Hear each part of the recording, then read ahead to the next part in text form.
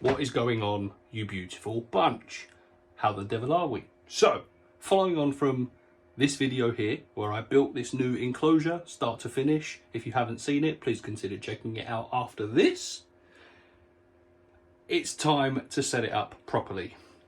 Background, overhead heat, UVB, LED, which is coming. The plants, all of that, because obviously I'm very much getting into the plants now.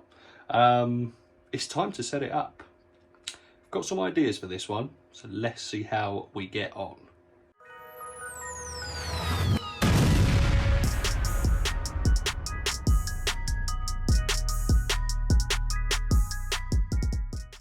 Okay, so this isn't going to be a long time-lapse video of the entire build because I've done one of these before.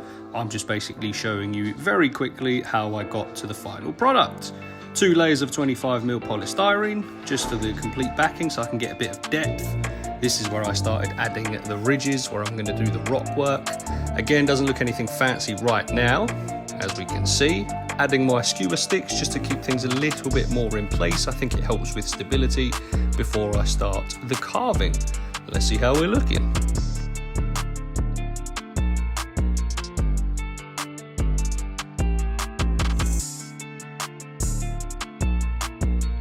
Now it's time to start carving. Again, I'm not going to show you the whole process. This is just a very quick one all the way through, just how I just carved it to the shape I wanted. A quick hoover just to clear out all the nonsense, and here is how we're looking.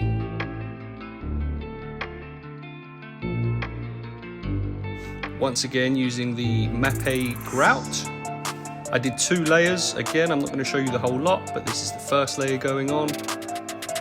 Once it had dried, after a few days, I managed to do another coat, and let's see how we're looking at the end. You can really now start to see the depth and the different ridges and different shapes that I've cut into this rock work. I'm really happy with how this came out.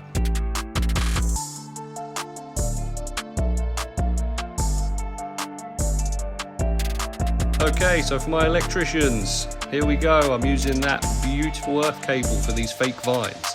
Not only am I using cable for the first time, I used molding clay or modeling clay. I tried this method first, so putting it directly on there, and then trying to secure it to the background, which didn't work too badly actually. I did quite like it, but then afterwards what I tried to do is put the cable on first and then mold it directly onto it afterwards.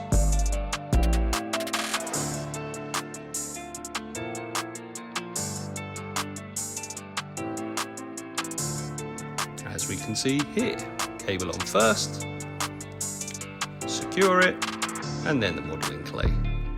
I was doing this, I was doing really well, I was enjoying myself, and then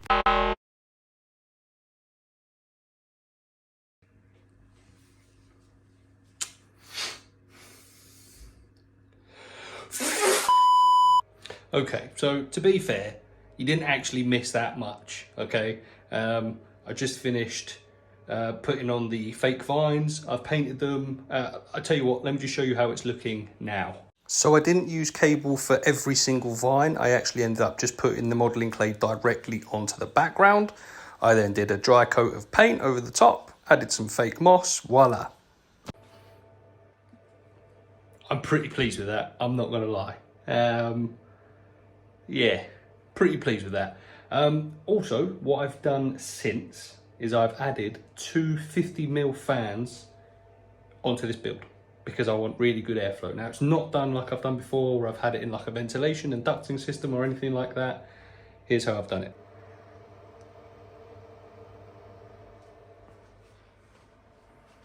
Now, at the minute, it doesn't look great, but it's working quite nicely. So it's not blowing in and sucking out.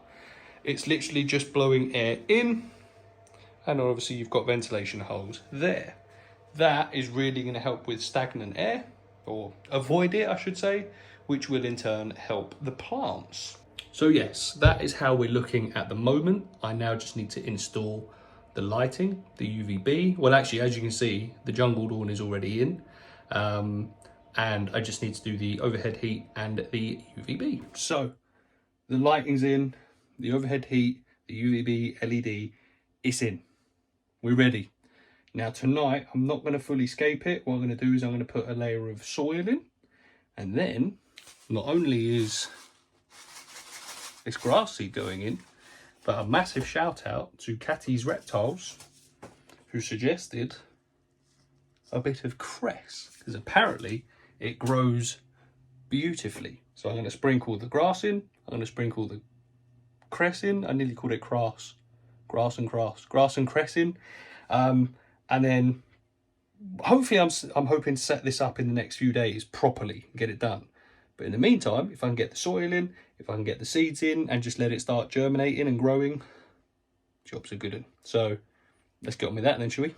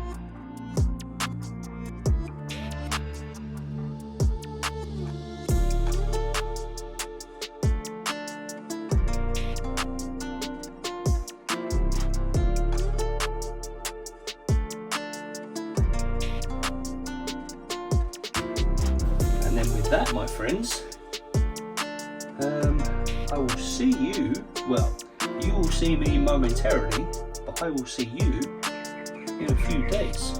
Wish me luck.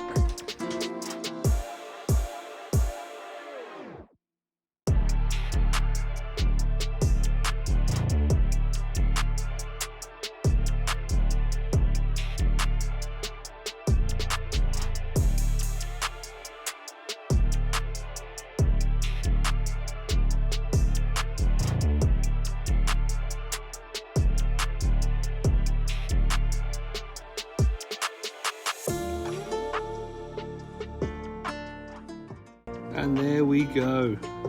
This is not even my final form, as you will come to find out shortly. Boston fern, Fatsia japonica, wandering dew in the top left. That grass has come in absolutely beautifully. Moss and lichen covered logs, leaf litter, and of course some isopods for the cleanup crew. I've gone for giant oranges and springtails, of course.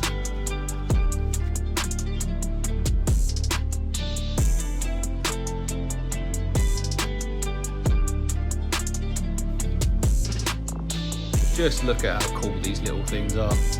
There was more than just 4 that went in there, obviously. This is just the ones that I've shown you. But hopefully this is their incredible new home where they will be prolific and help keep this little environment going for years and years to come.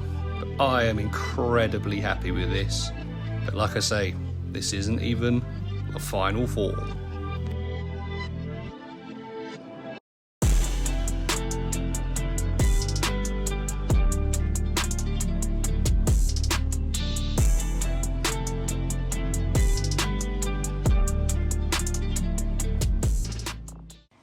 Okay, so the Fatsia was not working.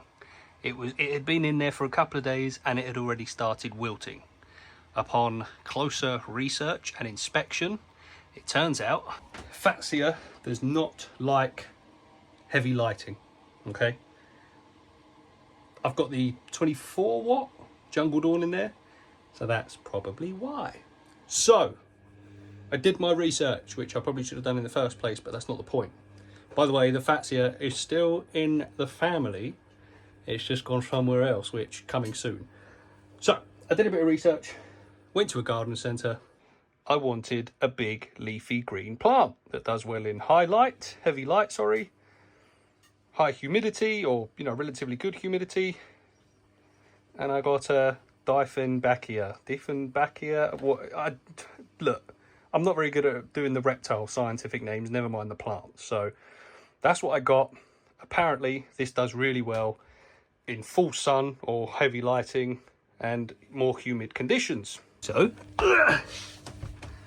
let's put it in and find out. I just wanted something big and leafy like the Fatsia, because I didn't want anything too small because the royal is gonna smash it to bits.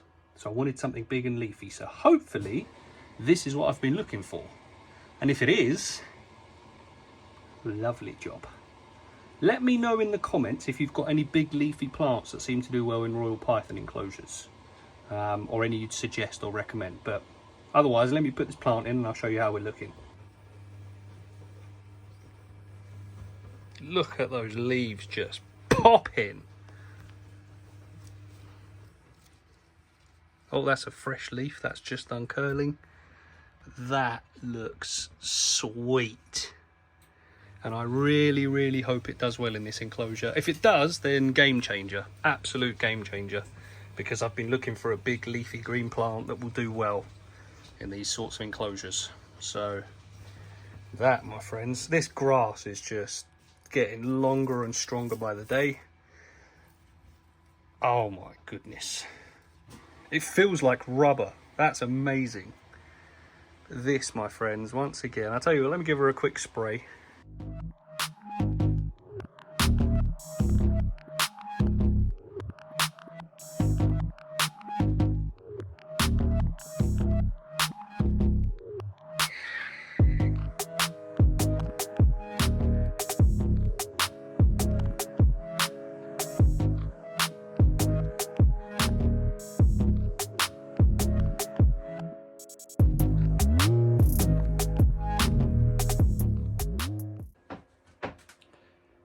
Without a doubt, the best setup I have done to date. It's as simple as that. It's not even close. The tokay, I adore that setup. That was number one for a very long time. The reason that has stayed quite high is because the plants haven't died and everything's still doing well. That's why I love that one. The milk snake enclosure was a very close second. The more I look at it, I think I've ruined it with the paintwork that I did. I think it just looks too fake now, whereas I'm trying to go for realistic. It's still not a bad build, but I'm not in love with it. This literally for me looks like a slice of nature, and that is what I'm going for. My patrons actually got to see that very early. They got to see it a good few days before it's come out on YouTube. So if you want behind the scenes access, you know, all of that, some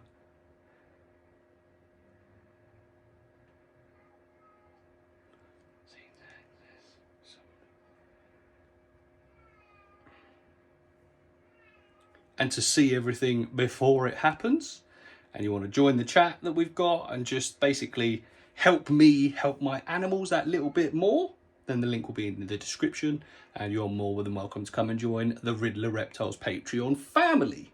You also get your name written on Ragnar's enclosure. As you can see, there's other perks anyway, but if you want to check them out, please feel free to do so. But other than that, let me know what you think of this this build and this setup. I've not added any of the animals yet. Now when I say the animals, I've already got one of them, which is my royal python. She's going in there soon. If you want to see what's going in as well as, then please feel free to subscribe, because that's coming in a later video, and it's gonna be, I'm telling you, you do not want to miss this. But anyway, ladies and gents, thank you so much for watching. Appreciate you all. Love you all. Before you go, please like, comment, share, subscribe, all of the good stuff. And we'll see you in the next one. Peace out.